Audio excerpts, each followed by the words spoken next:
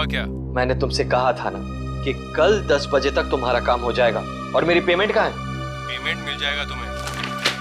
कितनी बार कहा मैंने तुमसे कि मुझे आधे पैसे एडवांस चाहिए और बाकी का काम खत्म होने के बाद। काम करो, पैसा तुम्हें मिल जाएगा। वो रखो तो।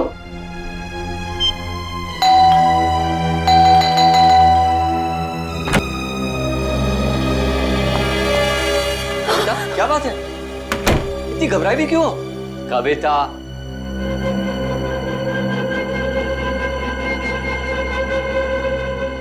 कविता, मैंने उसे वहां देखा था, नीचे नीचे खड़ा था वो। नीचे?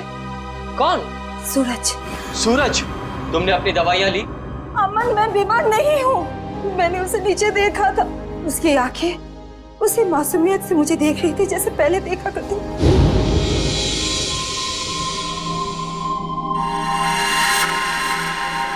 सूरज, सूरज तुम वापस आ गए। मैं जानती थी कि तुम आओगे। ये खून? सूरज, सूरज, सूरज! मैंने आवाज भी दी उसे।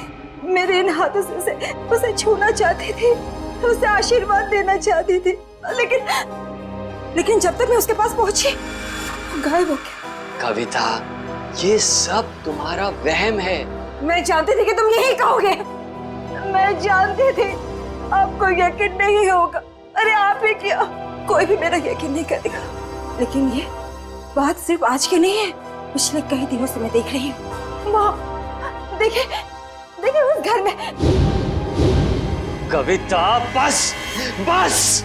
अरे पिछले 1 साल से उस फ्लैट में कोई नहीं रहता है। ठीक है, आपको यकीन नहीं हो रहा है ना, तो आप 5 मिनट रुकिए। वो वहीं आएगा, उसी घर में जरूर आएगा, आपको जरूर दिखेगा वो। ओके, 5 मिनट ना? ठीक है, रुकते हैं 5 मिनट। देखो सूरज, कहाँ हो तुम?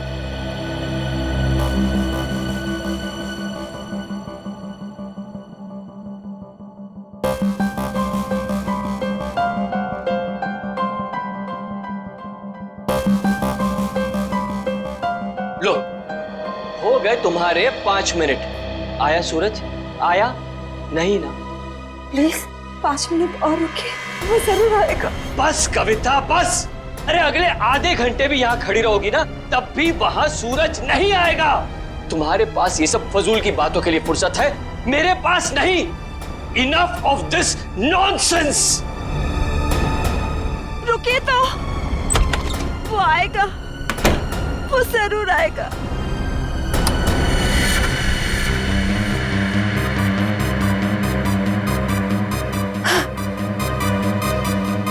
अमन, अमन जल्दी आइए। सूरज, वो देखिए सूरज।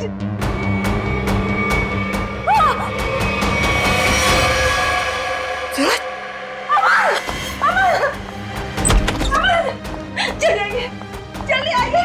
अरे अमन, सूरज गिर गया। कविता, आइए जल्दी, आइए। वो छत से गिर गया है, मैंने अपनी आंखों से देखा है। चलिए जल्दी। कविता क्या कर रही हो? अरे सबके सामने तमाशा मत करो प्लीज। अरे हमें सूरज को बचाना है। सूरज, सूरज! क्या हुआ मैम साहब? आप इस तरह चिल्ला क्यों रही हैं? कहाँ है सूरज? सूरज कहाँ गया? कौन सूरज मैम साहब? इस विंग में तो इस नाम के कोई भी साहब नहीं रहते। अमन, अमन मेरा यकीन करिए, सूरज को मैंने ऊपर बालकनी से गिरते हुए देखा था। यहीं गिरा था वो। देखो, यहाँ तो कोई भी नहीं है। है कोई दिख रहा है? नहीं ना? कविता, क्या कर रही हो तुम? मैम साहब, जरूर आपने कोई बुरा सपना देखा होगा मैम साहब। नहीं, ना ही मैंने कोई सपना देखा है और ना ही मेरा ये कोई वहम है। मैंने उसे अपनी आंखों से देखा है, समझे तुम? कविता, बस करो तुम। मैं अब और बर्दाश्त नहीं कर सकता। आज तुम्हारे इस वहम को मैं दूर कर ही देता हूँ। ये इसी मनुष्य फ्लैट से तुमने सूरज को कूदते हुए देखा था ना? यही है ना वो फ्लैट? मैं सच कह रही हूँ अमन, मैं सच कह रही हूँ। मैंने अपनी आंखों से देखा है उसे गिरते हुए।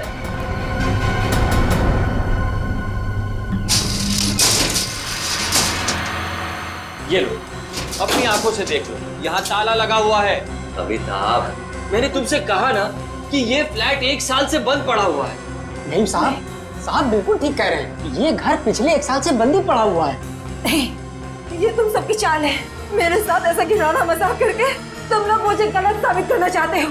कविता, मैं तुम्हारा पति हूँ, इतना प्यार करता हूँ मैं तुमसे, क्या मैं तुम्हारे साथ ऐसा करूँगा? हाँ, इसका पता तो अब सीआईडी लगाएगी। तुम भी ना कविता, हद करती हो बस। हमारी किसी की बात तुम्हारे समझ में नहीं आती। अब सीआईडी को बुलाने की क्या जरूरत थी? कविता जी आप हैं? जी मैं हूँ। आप ही ने हमें फोन करके बुलाया? हाँ, मैंने किया था आप लोगों को फोन। तो बताइए क्या हुआ यहाँ पर? मैं आपको बताता हूँ सर। कविता आप क्या कौन है? मैं अमन, कविता का पति और सूरज का फैमिली लॉ। सूरज, वही जिसने छलांग लगाकर खुदकुशी की? हाँ वही। कविता जी मैं कह रहा हूँ आपसे, ये फ्लैट पिछले 1 साल से खुला नहीं है। हम आप सीआईडी का वक्त बर्बाद कर रही हैं। वैसे आप कौन है? मैं इस सोसाइटी का सेक्रेटरी। सोसाइटी के सेक्रेटरी है? तो फिर सेक्रेटरी साहब, अगर कविता जी ने किसी को छलांग लगाकर खुदकुशी करते हुए देखा है तो उसकी तहकीकात करना हमारा फर्ज है, समझे आप? अब हमारा वक्त बर्बाद करने की चिंता मत कीजिए। फ्लैट कहाँ है बताइए? जी ये चाबी है आपके पास? जी। तो खोलिए।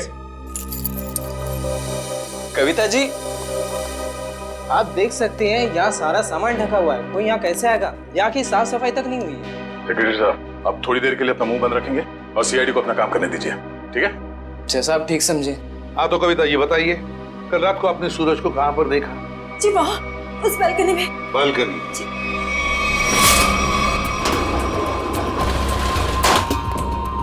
आइए बताइए, सूरज को कहाँ देखा था आपने?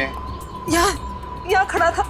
यहाँ पर? हाँ जी। और सर ये सब कल की बात नहीं, पिछले कई दिनों से मैं उसे यहीं देख रही हूँ। पर कविता जी ये हो कैसे सकता है?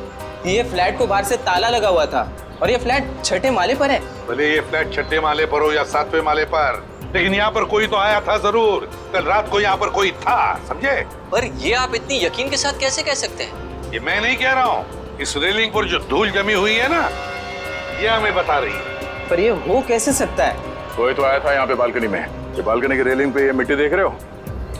यहाँ पे मिट्टी साफ है। ऐसा लगता है कोई यहाँ पे था जिसने इस रेलिंग के साथ छेड़छाड़ की। अब आप लोगों को मेरी बात पर यकीन हुआ ना सर? देखा अमन, मैं सच कह रही थी। एक मिनट। अगर किसी ने यहाँ से खुदकुशी की होती तो उसकी लाश कहाँ है? और इतने ऊपर से कूदने के बाद जमीन पर गिरते ही उसका सर फटा होगा, खून निकला होगा। जमीन पर ना उसकी लाश मिली, ना जमीन से खून के निशान। और तो और वॉचमैन तो कुछ देखता। अब हम देख लेंगे और पता भी लगा लेंगे। देख, नीचे चलते हैं।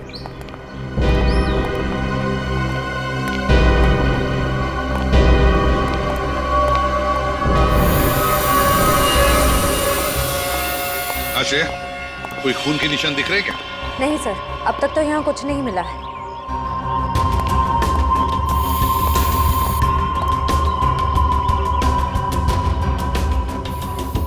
वॉचमैन, कल रात ड्यूटी पर थे ना तुम? साहब नहीं था। तो फिर तुमने देखा कैसे नहीं किसी को ऊपर से गिरते हुए? साहब रात में मैं ही यहाँ पे बैठा हुआ था। ये मेम साहब अचानक यहाँ आई और बोलने लगी कि सूरज ऊपर से कूद गया। अच्छा एक बात बताओ, कल कोई अनजान आदमी आया था कल रात को यहाँ इस विंग में? नहीं साहब, इस विंग में जो लोग रहते हैं वही लोग आए थे साहब। आप चाहें तो मैं आपको रजिस्टर भी दिखा सकता हूँ साहब। सर हाँ? सर खून के कोई ट्रेसेस नहीं मिले वहाँ पे। ऐसे कैसे हो सकता है?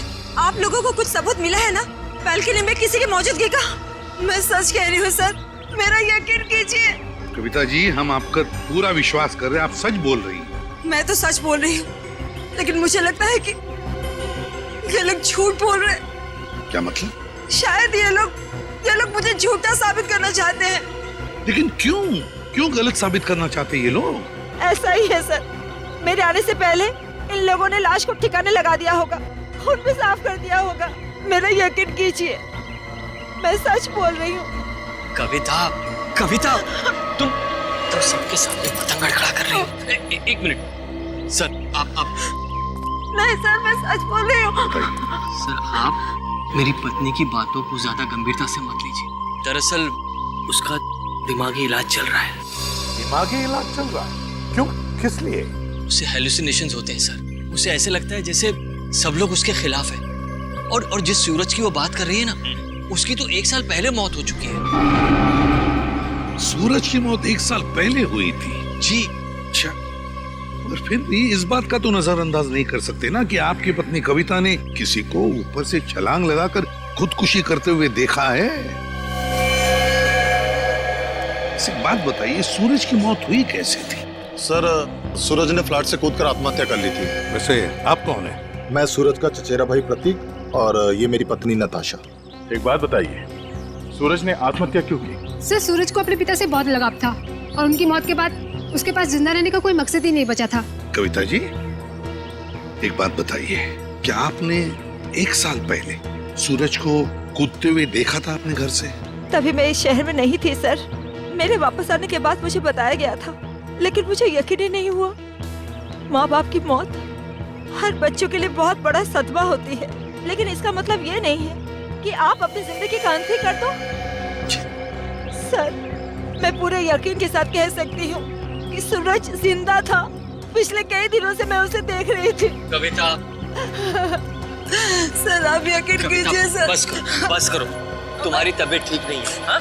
चलो घर चलो, तुम्हारे आराम का वक्त हो गया। अमन, मैं सच क्या है? एक्सक्यूज मी सर, सर, चलो चलो चलो चलो मेरे साथ, चलो। अमन, मैं सच बोल रही हूँ। सर, कविता आंटी को सूरज की मौत का बहुत गहरा सदमा लगा है, इसलिए उसके कूदने का दृश्य उनकी आंखों के सामने बार बार आता रहता है। सर, कविता आंटी की अपनी कोई संतान थी नहीं और वो सूरज को अपने बेटे समान मानती थी। सूरज को हॉस्पिटल कौन ले गया था? मैं, नताशा और अमन अंकल, हम तीनों मिलकर लेकर गए। सर, मैं भी था। आप? शेखर, सूरज के पिता का बचपन का दोस्त। कौन से हॉस्पिटल ले गए थे सूरज को? Sir, city hospital. City hospital.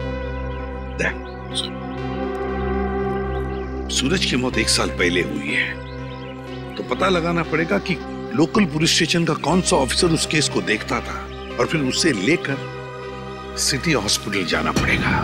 16 दिसंबर 2012 की रात थी जब सूरज को इस हॉस्पिटल में लाया गया था। काफी नाजुक हालत थी उसकी, कंधा टूट गया था उसका, सर पे भी गहरी चोट आई थी। लग नहीं रहा था कि वो बचेगा। लग नहीं रहा था? बिल्डिंग से कूद के उसकी मौत हो गई थी ना? मौत? नहीं सर, इस हॉस्पिटल के डॉक्टर इतने काबिल थे, उन्होंने उसको बचा लिया था। क्या सूरज जिंदा है? नहीं सर, वो मर चुका है। अरे अभी तो तुम कह रहे थे कि डॉक्टरों ने उसे बचा लिया था। सर, वो बच गया था और उसके जीने की पूरी तमन्ना खत्म हो चुकी थी। हॉस्पिटल से ऑपरेशन के 3 दिन बाद ही वो हॉस्पिटल से भाग गया और फिर ओडाला के ब्रिज से जाकर उसने आत्महत्या कर ली। ओडाला ब्रिज? मतलब सूरज की मौत बिल्डिंग से कूदने से नहीं, ओडाला ब्रिज से कूदने से हुई है। मगर सर, सूरज के घर वालों ने हमसे झूठ क्यों कहा? खैर, उसका तो पता हम लोग लगा ही लेंगे। पहले जरा उस डॉक्टर से मिलते हैं जिसने सूरज की जान बचाई थी। सूरज का ऑपरेशन डॉक्टर रेणुका ने ही किया था। डॉक्टर रेणुका? जरा बुलाइए उन्हें। पर अब डॉक्टर रेणुका इस हॉस्पिटल में काम नहीं करती हैं। काम नहीं करती?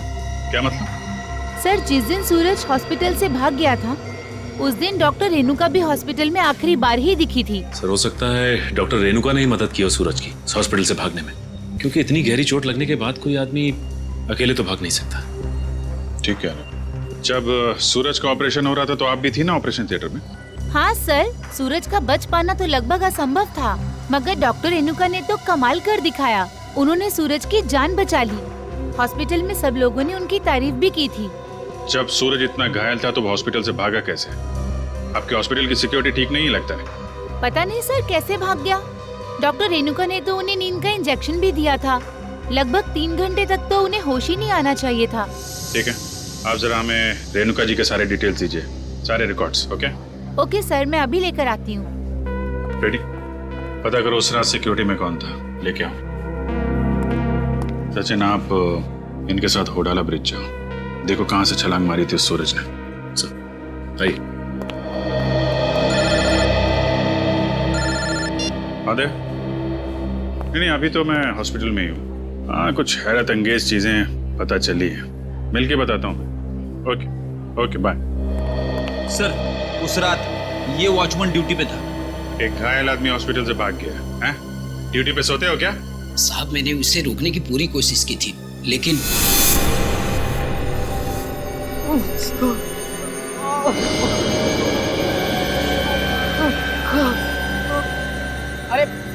अरे साहब, आप कहाँ जा रहे हैं? अपने काम से काम रख। ऐसे मैं आपको नहीं जाने दे सकता साहब। मेरे बीच में हट जा वरना फिर जान ले लूंगा। और साहब, ये कहाँ से उठाया आपने? नहीं, मैं आपको नहीं जाने दे सकता। ये देखिए साहब, उस चोट का निशान आज तक है। सूरज ने होडाला ब्रिज से कूद के आत्महत्या की और ये बात उसके घर वालों ने हमसे छुपाई है। कोई तो ऐसा राज है जिस पर वो लोग पर्दा डालने की कोशिश कर रहे हैं। क्या सूरज की मौत बिल्डिंग से कूदने से नहीं बल्कि होराला ब्रिज से छलांग लगाने से हुई थी? और इतनी बड़ी बात तुम लोगों ने मुझसे क्यों छुपाई? सिर्फ आप ही से नहीं कविता जी, इतनी बड़ी बात सीआईडी से भी छुपाई गई है। कानून से कोई बात तब छुपाई जाती है जब जुर्म के ऊपर पर्दा डालने की कोशिश की जा रही हो। हा? वो ये बात हमने कविता से इसलिए छुपाई थी, हम नहीं चाहते थे कि कविता सूरज के वापस लौटने की झूठी उम्मीद में जिए। जी हाँ सर, मौत बिल्डिंग से कूदकर हुई हो या फिर होडाला ब्रिज से छलांग लगाकर। सच तो ये है कि सूरज अब कभी भी लौटकर वापस हमारी जिंदगी में नहीं है। माना सूरज ने होडाला ब्रिज से नीचे छलांग लगाई मगर किसी को उसकी लाश मिली, हा? तो आप लोग इतने यकीन के साथ कैसे कह सकते हैं कि सूरज मर चुका है? मैं जानती थी कि सूरज जिंदा है और वो वापस जरूर आएगा। हे भगवान, तेरा लाख लाख शुक्र है, वो वापस आएगा। इसीलिए हमने ये बात कविता से छुपाई, क्योंकि हम नहीं चाहते थे कि ये सूरज की वापसी की झूठी आस में बंधी रहे। अब आपने इसे सब कुछ सच सच बताकर इस बेचारे की बची कुची जिंदगी में भी जहर घोल दिया। तुम मेरे पति नहीं हो, दुश्मन है दुश्मन। तुमसे मेरी खुशी देखी नहीं जाती, मेरा सुख तुमसे बर्दाश्त नहीं होता। ये छुपाया था मुझसे। कविता जी संभालिए। छोड़िए, अब तो खुश है ना आप लोग हमारे घर में झगड़ा लगाकर? आपके घर के झगड़े से ज्यादा जरूरी फिलहाल हमें यह जानना है सूरज जिंदा है या नहीं। और अगर वो जिंदा नहीं है तो फिर कौन है वो आदमी जो नकली सूरज बनकर ये खेल खेल रहा है? अच्छा, ये है डॉक्टर रेणुका, इसने बचाया सूरज को। हाँ सर, इनके घर पे पूछताछ करने पे इनके नौकर ने बताया कि हॉस्पिटल की नौकरी छोड़ने के 1 हफ्ते बाद ये सिंगापुर चली गई थी। हॉस्पिटल से नौकरी छोड़ने के बाद ये सिंगापुर चली गई, तो फिर कभी न कभी तो वापस आती होगी। नहीं सर, वापस आना तो दूर की बात है, इन्होंने एक फोन तक नहीं किया। अरे, एक फोन तक नहीं किया? बड़ी अजीब बात है। कोई अपना घर नौकर पर सौंप जाता है तो कभी न कभी फोन करके पूछताछ तो करता है घर की हालत के बारे में। हाँ सर, पर इन्होंने ऐसा बिल्कुल नहीं किया।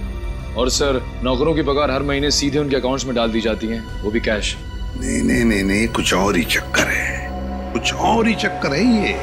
सर ये धीरज, इन्होंने सूरज को होडाला ब्रिज से कूदते हुए देखा था 1 साल। क्या तुम्हें पूरा यकीन है कि वो सूरज ही था? जी सर, पुलिस ने उस वक्त उसकी फोटो दिखाई थी, वही सूरज था। क्या यही था वो? हैं? जी सर, यही सूरज था। अगर तुमने सूरज को ब्रिज से कूदते हुए देखा तो तुमने उसे बचाने की कोशिश क्यों नहीं की? रोका क्यों नहीं उसे? सर, मुझे नहीं मालूम था कि ये कूदने वाला है। मैंने समझा कि बस यूं ही टहलने के लिए आया होगा। जब तक मैं कुछ समझ पाता, इन्होंने वहां से छलांग लगा दी। कब हुआ ये? सर, रात तकरीबन 1 बजे की। रात के 1 बजे? तो क्या मैं पूछ सकता हूँ कि रात के 1 बजे आप वहां क्या कर रहे थे होडाला ब्रिज पर? सर, वो क्या है ना कि मैं एक लेखक हूँ। जब कभी कहानी लिखते लिखते अटक जाता हूँ तो वहाँ टहलने के लिए निकल पड़ता हूँ, इस उम्मीद से कि शायद कोई नई प्रेरणा मिल जाए। लेकिन जब से ये हादसा हुआ है ना सर, मैंने उस ब्रिज पे जाना बंद कर दिया है। वैसे आप लिखते क्या है? सर, मैं उपन्यास लिखता हूँ, नोवेल्स। ठीक है धीरज, थैंक यू वेरी मच, तुम जा सकते हो। अगर जरूरत पड़े तो हम तुम्हें फिर से बुला लेंगे। सर, ये होडाला ब्रिज के नीचे के पानी का बहाव बहुत तेज है सर। अगर कोई भी आदमी ऊपर से नीचे गिरता है तो उसका बचना अब नामुमकिन है सर। और तो और सर, पुलिस वालों ने उस जगह की अच्छी तरीके से छानबीन करवाई थी गोताखोरों से, लेकिन सूरज की लाश नहीं मिली थी सर।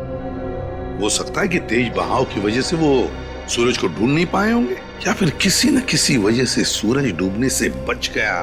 सर, अगर ये सूरज बच गया है तो सिर्फ कविता जी को क्यों दिखाई देता है, अमन जी या बाकी लोगों को क्यों नहीं? वही तो, अगर ये बच गए तो सिर्फ कविता को ही कैसे दिखता है, और किसी को क्यों नहीं दिखता? नहीं नहीं नहीं नहीं नहीं नहीं, कुछ ना कुछ तो गड़बड़ जरूर है, क्योंकि अगर ये बच गया तो सबके सामने क्यों नहीं आता है? सर, शायद ये कविता जी का कोई वहम। नहीं नहीं नहीं निखिल, ये कोई वहम नहीं है, कोई वहम नहीं है। अगर ये कविता जी का वहम होता तो वे सूरज की घर की बालकनी के रेलिंग पर जो धूल जमा हुई थी उसमें से इतना सा हिस्सा ही साफ कैसे मिला हमको? इतना सा हिस्सा साफ कैसे मिला? उसका एक ही मतलब है कि कोई ना कोई तो था सूरज के घर में, कोई ना कोई तो गया था सूरज के घर में जिसे कविता ने देख लिया, मगर कौन गया था सूरज के घर में? है कौन ये? इसका पता तो लगाना ही पड़ेगा।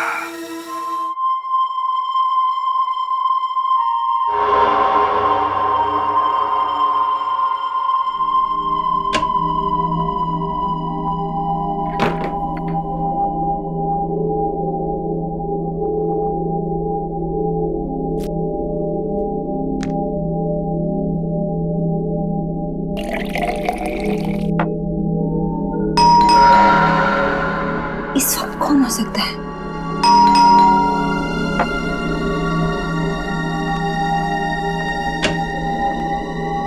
कौन है?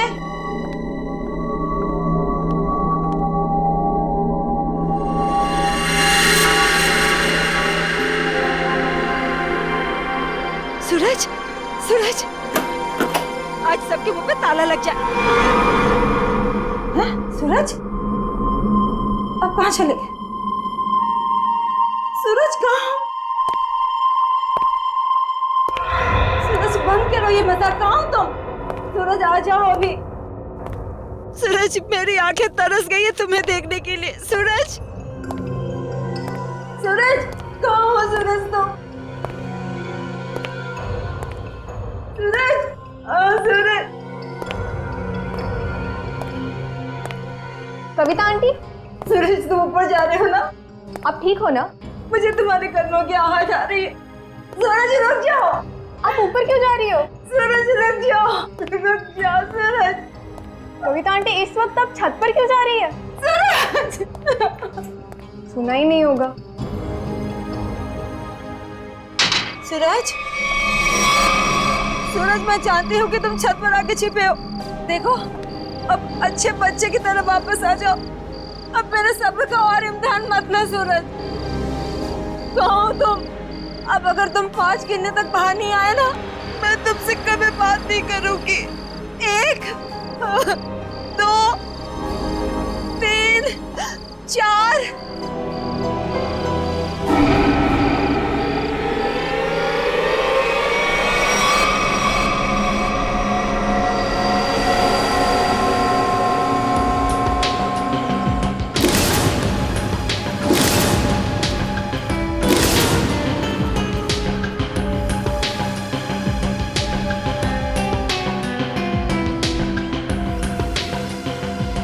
तुम इस विंग के वॉचमैन हो ना?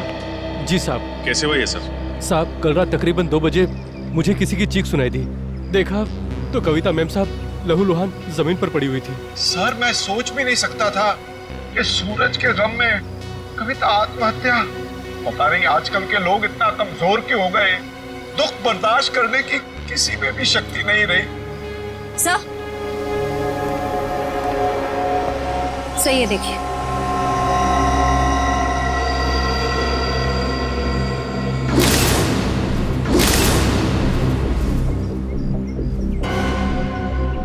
ये बात है। शेखर जी, कविता ने आत्महत्या नहीं की है। क्या बोल रहे हैं आप? इनके हाथों में बहुत सारी खरोंचे हैं, चूड़ियां टूटी हुई हैं। ऐसा लगता है कि उसकी किसी से हाथापाई हुई है। शायद खूनी ने छत पे से धक्का दिया इनको। वैसे ये बताइए कि आप में से किसी ने भी कविता जी को छत पे जाते देखा क्या? हाँ सर, मैंने देखा था। वो ऊपर जा रही थी सीढ़ियों से। मैंने उन्हें आवाज भी दी थी, पर उन्होंने सुना नहीं। कविता जी अकेले छत पे जा रही थी या उनके साथ में कोई और भी था? वो अकेली थी सर, और वो बार बार सूरज का नाम ले रही थी सर। मतलब सर, ये सूरज भी छत पे ही था? हो सकता है, या फिर वो आदमी जो सूरज बनने का नाटक कर रहा है। ये अमन जी नहीं दिखाई दे रहे? कहाँ है वो? पता नहीं जी, सुबह से उसका नंबर ट्राई कर रहा हूँ लेकिन फोन ऑफ है। सर, वो घर पे भी नहीं है। शायद ऑफिस में हो। ऑफिस के नंबर पे डायल करके देख, कहाँ है वो? कल रात कोई अनजान आदमी आया था यहाँ पे? नहीं साहब, मैंने किसी को नहीं देखा। सो रहे थे क्या? नहीं साहब, मैं सच कह रहा हूँ। मैं कल रात जाग रहा था और मैंने किसी को नहीं देखा इस विंग में जाते हुए। अगर जाग रहे थे तो किसी और को कविता के साथ छत पे जाते हुए क्यों नहीं देखा तुमने? मुझे तो ये भी नहीं पता साहब कि कविता मैम छत पे कैसे चली गई। छत का दरवाजा हमेशा बंद रहता है। चाबी किसके पास रहती है? चाबी मेरे पास रहती है साहब। लाओ चाबी, लो। सर, ये देखिए, चाबी में चिकनाहट है। चिकना तो है। साबुन, लगता है किसी ने साबुन पे चाबी का निशान लिया है और डुप्लीकेट चाबी बनाई है। नहीं साहब, मैंने किसी को चाबी नहीं दी थी साहब। तुमने कुछ नहीं किया, लेकिन लापरवाही तो की है ना तुमने।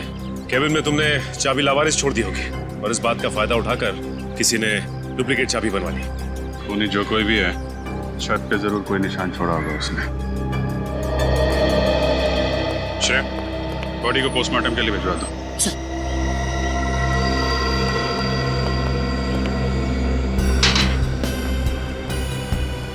यहां से गिरी है।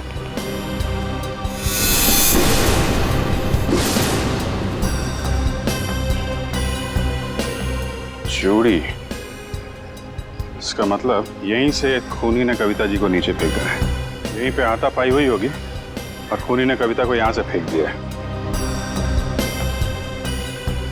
सर, ये देखिए सर, जूते के निशान। जरा नाप के देखो। इसका मतलब खूनी 10 या 11 नंबर के जूते पहनता होगा। लेकिन सर, ये भी तो हो सकता है कि ये जूता खूनी का ना हो और किसी ऐसे आदमी का हो जो इस बिल्डिंग में रह रहा हो।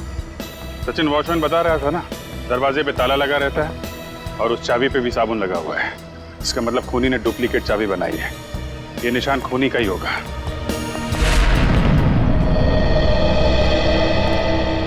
क्या पता चला ऑफिसर? सर, उनके ऑफिस ने बताया कि अमन जी कल दिल्ली जाने वाले थे कॉन्फ्रेंस के लिए, लेकिन वो दिल्ली पहुंचे ही नहीं। दिल्ली पहुंचे ही नहीं? हाँ सर, उनकी फ्लाइट की टिकट ही बुक थी, लेकिन वो मुंबई एयरपोर्ट तक ही नहीं पहुंचे। सर, कहीं ऐसा तो नहीं कि अमन जी ने ही कविता जी को? कैसी बात कर रही हैं आप? अमन कविता से बहुत प्यार करता था और वो कविता के लिए अपनी जान तक दे सकता था। ऐसी बात है तो फिर अमन गायब क्यों हो गया? बीवी की मौत हो गई और पति लापता। सर, मुझे शुरू से ही अमन के हाव-भाव कुछ ठीक नहीं लग रहे थे।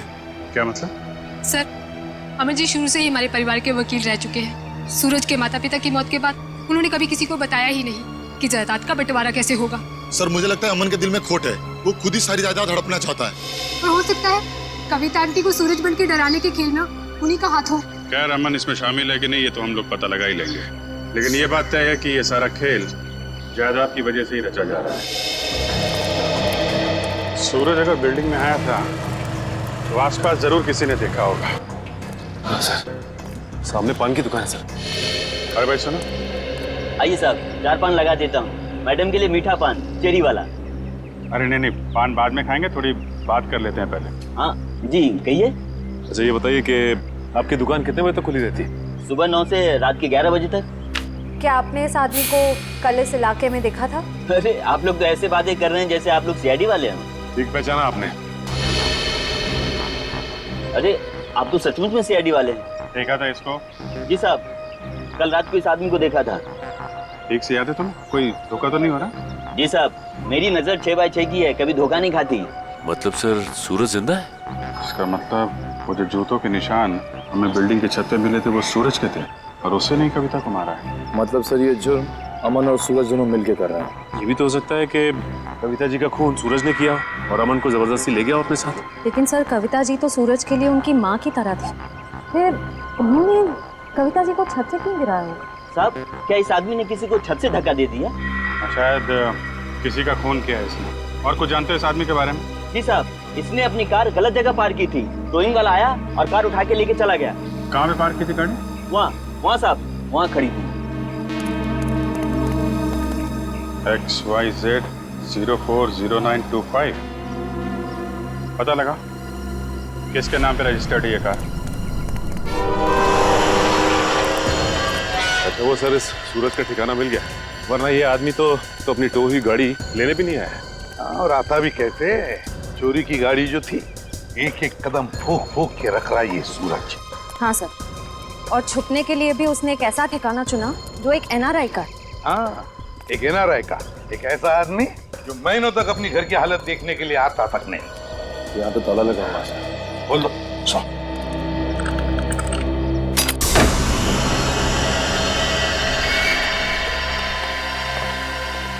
इस कमरे में से तो बहुत बुरी तरह से बदबू आ रही है। ऐसा लगता है जैसे कोई लाश है। कोई लाश ही सड़ी है इस घर में। ढूंढो, देखो कहां पर है वो लाश।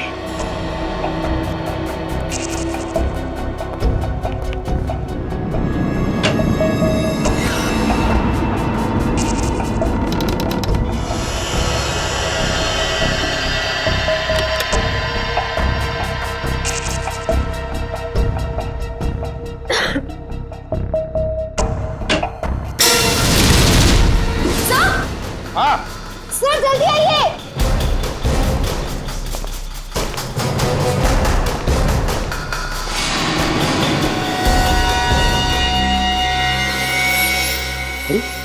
तो रेणु का है, यही है ना वो डॉक्टर जिसने सूरज पर इलाज किया था?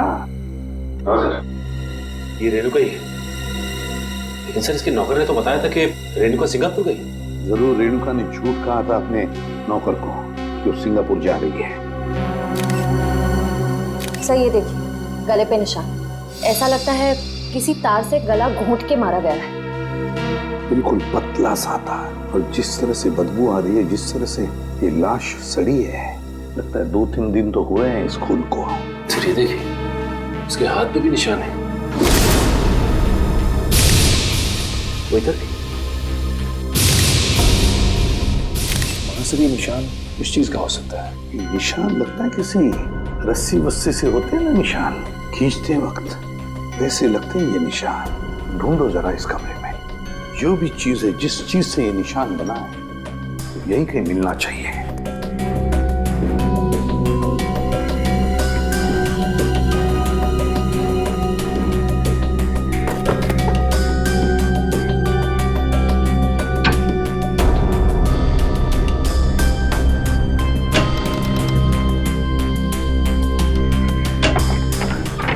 माय गॉड सचिन, ये देखो क्या है यहाँ पर कबर्ड में।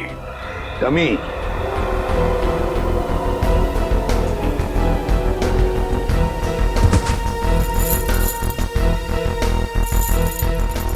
कैरबिनेर और रस्सी भी। सचिन, लगता है रेणुका के हाथ पर जो निशान है ना, शायद इस रस्सी की वजह से ही है, खींचते हुए। ये देखो ऐसे। हाँ सर, लेकिन सर ये सारी की सारी चीजें इस घर में क्या कर रही हैं? क्योंकि ये सब चीजें तो शूटिंग में इस्तेमाल की जाती हैं, आर्टिस्ट बांधने के लिए। याद है सचिन, सूरज के घर की बालकनी की रेलिंग पर बहुत सारी धूल जमी हुई थी, लेकिन एक जगह पर इतना सा हिस्सा साफ था। जरूर इस रस्सी की वजह से ही होगी वो जगह साफ। मतलब सर ये सूरज का बालकनी से कूदना कविता जी का वहम नहीं था, बल्कि रेणुका और सूरज दोनों की मिलीजुली साजिश थी। बिल्कुल सचिन, ऐसा ही होगा। हुआ ये कि सूरज जब अपने घर में आया तो कविता ने उसे सामने से देख लिया। फिर सूरज और रेणुका ने मिलकर इस डमी को अपनी बालकनी से नीचे फेंक दिया। तब कविता को शायद ऐसे लगा कि सूरज अपनी बालकनी से कूद पड़ा, तो वो अपने पति के साथ नीचे दौड़ कर आई, और यहाँ सूरज और रेणुका इस डमी को ऊपर खींचने लगी इस रस्सी से, और इसीलिए खींचने की कोशिश में रस्सी के जख्म के निशान रेणुका के दोनों हाथों पर आ गए। मगर सर ये सारा का सारा प्लान रेणुका और सूरज का था। एक बात समझ में नहीं आई, ऐसी क्या मजबूरी आई सूरज के सामने कि उसे रेणुका को मारना पड़ा? शायद रेणुका सूरज को ब्लैकमेल कर रही थी। Double game. काम करो, इस रेणुका के सारे फोन रिकॉर्ड्स चेक करो, सारे फोन रिकॉर्ड्स, और साथ में ये भी पता लगाओ कि ये डमी, ये कैरबिनेर और ये रस्सी कहां से खरीदे गए थे। पता चलेगा इस पूरे प्लान के पीछे किसका हाथ है, किसका दिमाग है। आद्या, क्या ग्रेट वर्क सचिन। पता चल गया उस दुकान का जहां से वो डमी खरीदा गया था। अब पता चलेगा कि असली सूरज कौन था और नकली सूरज कौन।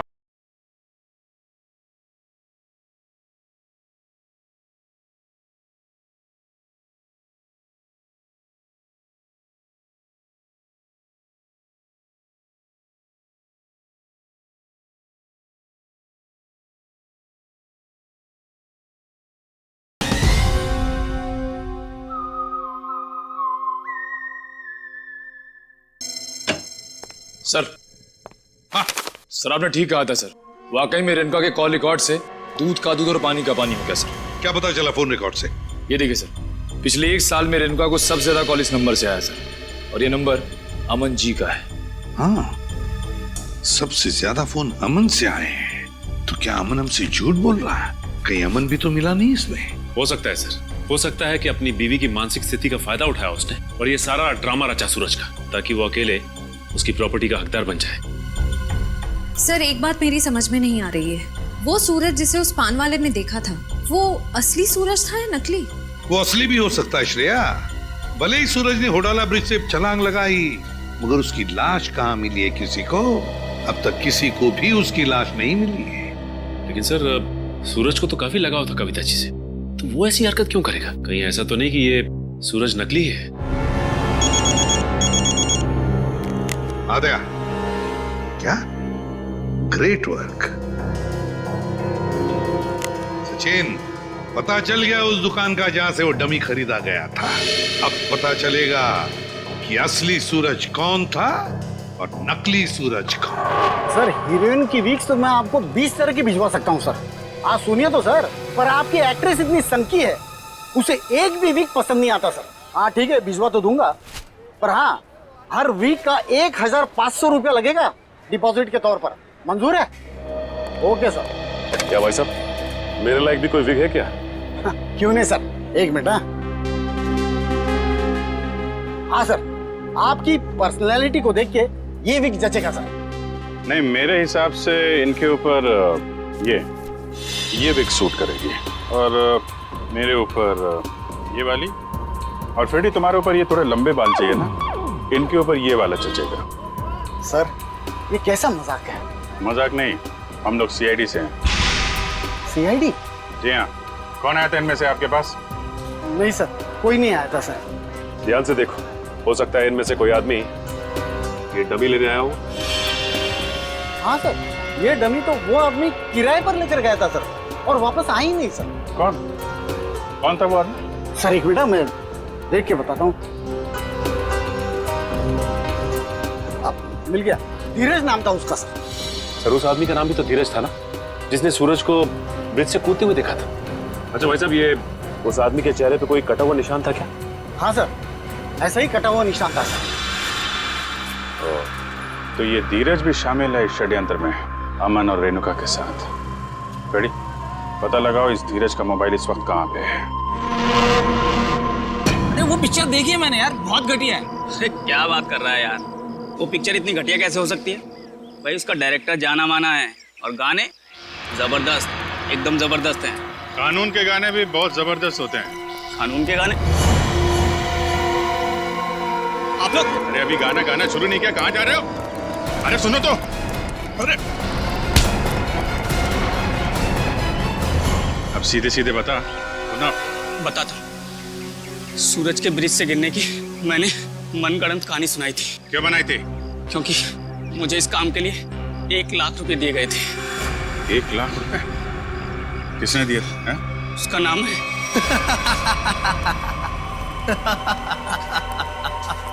क्यों किया तुमने कविता के साथ ये सब? और मुझे यहाँ इस तरह बांध कर तुम्हें क्या मिलेगा? सुकून, ढेर सारा सुकून। ठीक उसी तरह जिस तरह मौत की दुनिया से निकलकर जिंदा लोगों की दुनिया में आकर मिलता है, वो सुकून। बकवास बंद करो। ना तुम कभी मरे थे और ना ही तुम सूरज हो। बहरूपिये हो तुम, बहरूपिये। अरे बाप रे, तुम्हें तो सब पता है। क्या है ना कि इतनी बातें जानना तुम्हारी सेहत के लिए ठीक नहीं है, तो मैं सोच रहा हूं कि तुम्हारी सारी तकलीफें मैं दूर कर ही देता हूं। ये क्या कर रहे हो तुम?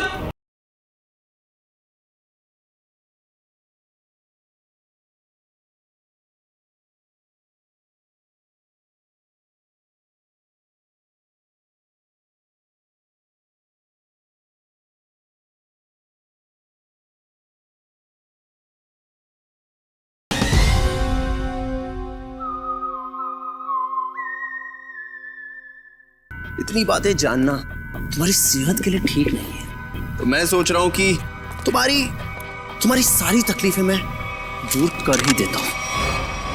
ये क्या कर रहे हो तुम? रुक जाओ जतिन, इसकी टिकट काटने से पहले इसे देख लेने दो कि ये सारा खेल किसका रचा हुआ है।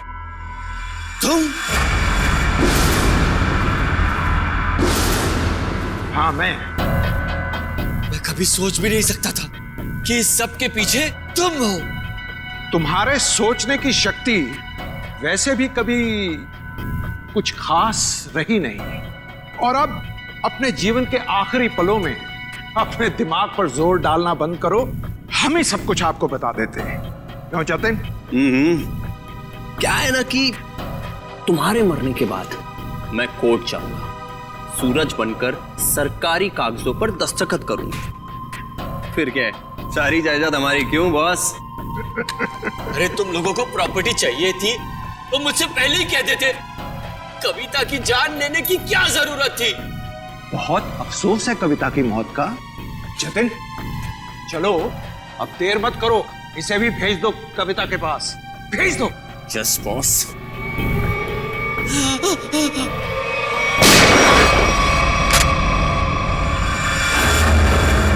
सब कुछ सुन लिया हम लोगों ने। अगर बाकी मुजरिम भी आप लोगों की तरह अपना जुर्म अपने आप कबूल कर लें तो सीआईडी का काम काफी आसान हो जाएगा। क्यों शेखर जी, आपका क्या कहना है? अरे रे रे रे रे, इतने भयानक मुजरिम को इतने आसानी से नहीं भागने देंगे हम लोग। क्यों किया ये सब? सूरज को उसके पिता से बहुत लगाव था और उसकी मौत के बाद उसके जीवन में कोई रुचि नहीं रह गई थी। उसके दिमाग में आत्महत्या करने के ख्याल पनपने लगे। इसलिए तुमने सोचा कि सूरज को तो प्रॉपर्टी में कोई इंटरेस्ट है नहीं, तो क्यों ना बहती गंगा में हाथ धुल लिया जाए, उसकी प्रॉपर्टी हथिया ली जाए। हाँ, इसलिए जब पहली बार सूरज ने बिल्डिंग से कूदकर आत्महत्या करने की कोशिश की तो तुरंत मैं उसे हॉस्पिटल लेकर गया ताकि किसी तरह से भी उसकी जान बच जाए और वो अपनी सारी दौलत मेरे नाम कर दे। और जैसे ही रेणुका को पता चला कि करोड़ों रुपए तुम्हारे हाथ लग गए तो उसने अपना हिस्सा मांगना शुरू कर दिया तुमसे। हाँ, लेकिन गड़बड़ तब हुई जब वो दोबारा हॉस्पिटल से भाग गया। मैंने और रेणुका ने बहुत ढूंढा उसे और तब हमने देखा कि सूरज, सूरज नहीं, सूरज मेरा पीछा मत करो, मेरे पीछे मत आओ, मेरा मर जाना है, ठीक है? नहीं, मुझे दोबारा बचाने की कोशिश मत करो। नहीं सूरज, ऐसा बर्ताव मत करो। किसी एक आदमी चले जाने से जिंदगी खत्म नहीं हो जाती। वो मेरे पापा थे। पापा, तुम लोग क्या समझोगे मेरे पापा के बारे में? नहीं सूरज, नहीं नहीं नहीं, मुझे छोड़ दो। मुझे अगर तुम दोनों में से किसी ने भी कूदने से रोका तो मैं अपनी जान ले लूंगा, मैं अपनी जान ले लूंगा, मैं अपना